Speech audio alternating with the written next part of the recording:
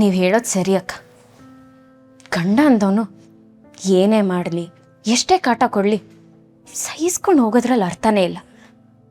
ಒಂದು ಮಟ್ಟಕ್ಕೆ ತಡ್ಕೋಬೋದು, ಆದರೆ ಅದು ಕೈ ಮೀರಿ ಹೋದರೆ ಏನೂ ಮಾಡೋಕ್ಕಾಗಲ್ಲ. ಅವ್ರವ್ರ ನಿರ್ಧಾರಕ್ಕೆ ಅವ್ರು ಸ್ವತಂತ್ರವಾಗಿರಬೇಕು. ಯಾರೋ ಏನೋ ಅಂತಾರೆ ಅಂತ ನಮ್ಮ ಜೀವನನ ನಾವು ಬಲಿ ಕೊಡೋಕ್ಕಾಗಲ್ಲ.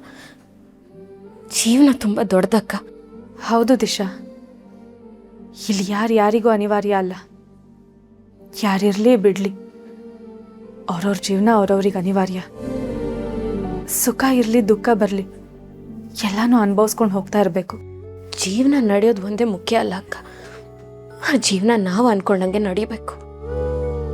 ನಮ್ಮ ಜೀವನದಲ್ಲಿ ಸಂತೋಷ ತುಂಬಿರಬೇಕು. ಅದೆಲ್ಲ ನನ್ನ ಹಣೆ ಬರ್ದಲ್ಲಿ ಬರ್ದಿಲ್ಲ ಬಿಡು. ಅಕ್ಕ, ಕೊನೆವರೆಗೂ ನಾನು ನಿಮ್ಮ ಜೊತೆನೇ ಇರ್ತೀನಿ. ನಾನು ಮಾತ್ರ ಅಲ್ಲ, ನಿಮ್ಮ ತಮ್ಮನೂ ನಿಮ್ಮ ಜೊತೆನೇ ಇರ್ತಾರೆ.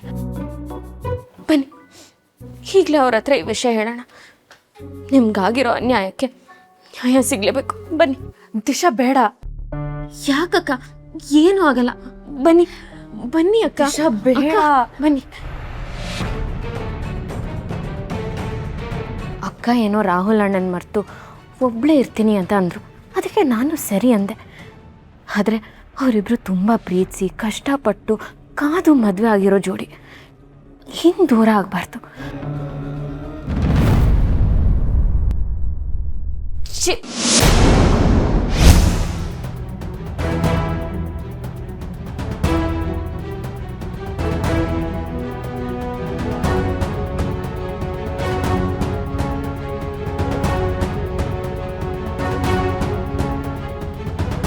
What is this Chirag? ನನ್ನ ರೂಮಲ್ಲಿ ಇಲ್ಲದೆ ಇರಾಗ ನನ್ನ ಬ್ಯಾಗ್ ಚೆಕ್ ಮಾಡ್ತಿದ್ದೀರಾ? ನಿಮ್ಗೆ ಏನೂ ಅನ್ಸಲ್ವಾ? ನೋಡಿ, ನಾನೇನು ನಿಮ್ಮ ಬ್ಯಾಗನ್ನು ಕಳ್ತನ ಮಾಡ್ತಾ ಇರಲಿಲ್ಲ. ನೀವು ಯಾರು, ನಿಮ್ಮ ಬ್ಯಾಕ್ಗ್ರೌಂಡ್ ಏನು ಅಂತ ತಿಳ್ಕೊಳ್ಳೋ ಪ್ರಯತ್ನ ಮಾಡ್ತಿದ್ದೆ. ವಾಟ್?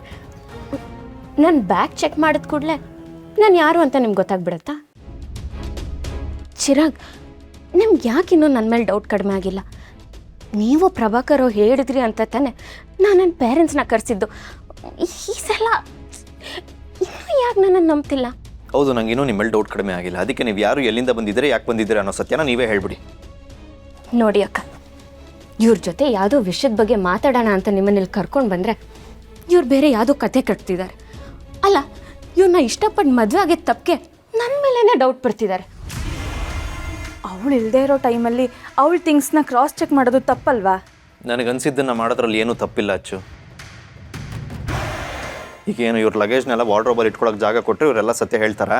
ಅದನ್ನು ಮಾಡಿಬಿಡ್ತೀನಿ. ಬೇಡ ಚಿರ, ನನಗೂ ಸ್ವಾಭಿಮಾನ ಅನ್ನೋದಿದೆ.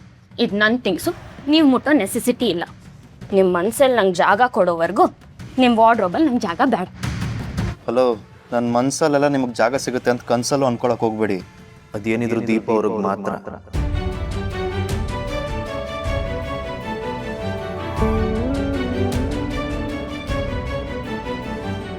If I am not wrong, ಈ ಮಾತನ್ನ ನೀವು 1000 ಸಲ ಹೇಳಿದ್ದೀರಾ. 1000 ಅಲ್ಲ, ಕೋಟಿ ಸರ್ತಿ ಹೇಳ್ತೀನಿ ದೀಪ ಅವ್ರ ಬಗ್ಗೆ. ದೀಪ ಅವರೊಬ್ರಿಗೆ ಮಾತ್ರ ನನ್ನ ಮನಸ್ಸಲ್ಲಿ ಜಾಗ ಇರೋದು. ಏನಿವಾಗ? ಚಿರಾಗ್, ಆ್ಯಕ್ಚುಲಿ ಏನೋ ಮಾತಾಡಬೇಕು ಅಂತ ಅಕ್ಕನೂ ಕರ್ಕೊಂಡು ಬಂದೆ. ನೀವು ಈ ಜಗಳನ ಆಮೇಲೆ ಕಂಟಿನ್ಯೂ ಮಾಡಿ. ಏನಂದರೆ, ಈಗ ಪಾಸ್ ಮಾಡಿ ಆಮೇಲೆ ಕಂಟಿನ್ಯೂ ಮಾಡೋಕೆ ಇದೇನು ಆಟ ಅಂದ್ಕೊಂಡಿದ್ದೀರಾ? ನೀವು ಏನು ಹೇಳಿದ್ರು ಕೇಳಕ್ಕೆ ನಾನು ರೆಡಿ ಇಲ್ಲ. ಹೋಗ್ರಿ. ಅಲ್ಲ ಚಿರಾಗ್, ದಿಸ್ ಈಸ್ ಇಂಪಾರ್ಟೆಂಟ್. ಹೋಗ್ರಿ ಸುಮ್ಮನೆ. ಸತ್ಯ ಬಚಾವಾದೆ. ರಾಹುಲ್ ನನಗೆ ಡಿವೋರ್ಸ್ ನೋಟಿಸ್ ಕಳಿಸಿರೋ ವಿಷಯ ಚಿರುಗ್ ಗೊತ್ತಾಗ್ಲಿಲ್ಲ ಅಂದ್ರೇ ಒಳ್ಳೇದು. ಅಚ್ಚು, ನಂಗೆ ಇರಿಟೇಟ್ ಆಗ್ತಿದೆ. ಕರ್ಕೊಂಡೋಗಿ ಇವ್ರನ್ನ. ಅಯ್ಯೋ ಹೋಗಿ ಹೋಗಿ ಹೋಗಿ. ಆಯ್ತು, ಚಿರಾಗ್, ನಾನೇ ನಿಮ್ಮ ಬ್ಯಾಗ್ ಮುಟ್ಟಲ್ಲ. ಹೋಗಿ, ಬ್ಯಾಗ್ ಏನು ಮುಟ್ಟಲ್ಲ. ಹೋಗಿ ಹೋಗಿ. ಹೆಂಗೋದ ಬಾಯ್ಸ್, ಆಚೆ ಕಳಿಸ್ಬಿಟ್ಟೆ. ದಿಶಾ ಬಾ. ಅಕ್ಕ, ನಾನು ನಿನ್ನ ಯಾಕೆ ಕರ್ಕೊಂಡು ಬಂದ್ರಿ? ರಾಹುಲ್ ಅಣ್ಣ ಏನು ಮೋಸ ಮಾಡಿದ್ದಾರೆ ಅಂತ ಹಸ್ಬೆಂಡ್ಗೆ ಹೇಳ್ಬೇಕು ತಾನೆ? ಬೇಡ ದಿಶಾ, ರಾಹುಲ್ ನನಗೆ ಡಿವೋರ್ಸ್ ಕೊಡ್ತಿರೋ ವಿಷಯ ಚಿರುಗಾಗಲಿ ಗುರು ಅಣ್ಣಂಗಾಗಲಿ ಬೇರೆ ಯಾರಿಗೂ ಗೊತ್ತಾಗೋದು ಬೇಡ. ಗೊತ್ತಾದ್ರೆ ನನ್ನ ಮೇಲೆ ಆಣೆ. ಅಕ್ಕ, ಯಾಕೆ ಈ ಥರ ಎಲ್ಲ ಮಾತಾಡ್ತಿದ್ದೀರಾ? ಹೌದು, ಮೊದಲು ನಿನ್ನ ಮತ್ತೆ ಚಿರು ಜೀವನ ಸರಿ ಹೋಗಲಿ ಅನ್ನೋದೇ ನನ್ನ ಆಸೆ. ನಂದೇನಿದ್ರೂ ಮುಗ್ದು ಹೋಗಿರೋ ಅಧ್ಯಾಯ. ಗುರು ಅಣ್ಣ ಅವ್ರ ಹೆಂಡತಿ ಜೊತೆ ಖುಷಿಯಾಗಿ ಸಂಸಾರ ಶುರು ಮಾಡಬೇಕು ಅಂತ ಆಸೆಯಿಂದ ಬರ್ತಿದ್ದಾನೆ. ಅಂಥ ಟೈಮಲ್ಲಿ ನನ್ನ ವಿಷಯನ ಹೇಳಿ ಅವ್ರ ಮನಸ್ಸಿಗೆ ನೋವು ಮಾಡೋದು ನನಗೆ ಇಷ್ಟ ಇಲ್ಲ. ಅದಕ್ಕೆ ನನ್ನ ಹಣೆಯಲ್ಲಿ ಏನು ಬರ್ದಿರುತ್ತೋ ಅದೇ ಆಗುತ್ತೆ. ಫಸ್ಟು ನೀನು ನಿನ್ನ ಜೀವನ ಸರಿ ಮಾಡ್ಕೊ.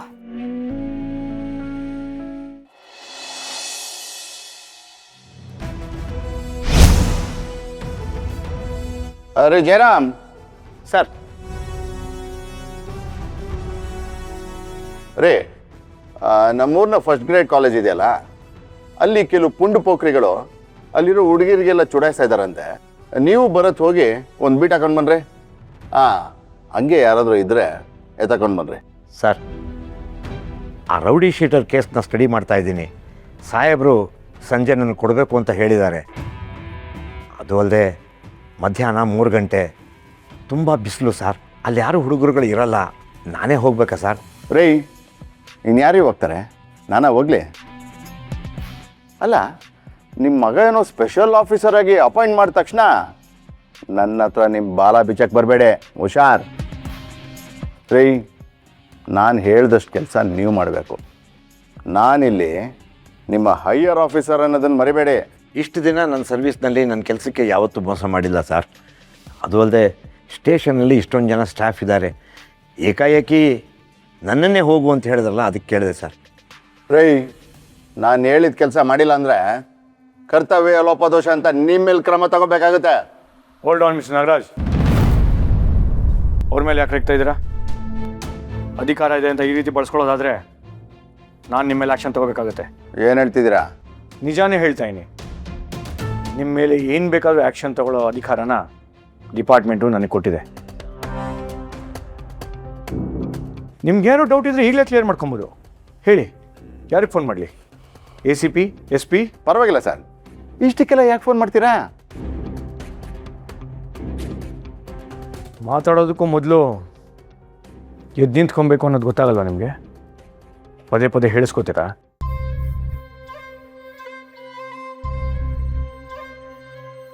ಹಾಗೆ ಇವತ್ತಿನ ಡ್ಯೂಟಿಗೆ, ರೌಂಡ್ಸ್ಗೆ ನಾನೇ ಹೋಗ್ತೀನಿ. ನೀವಾ ಸರ್?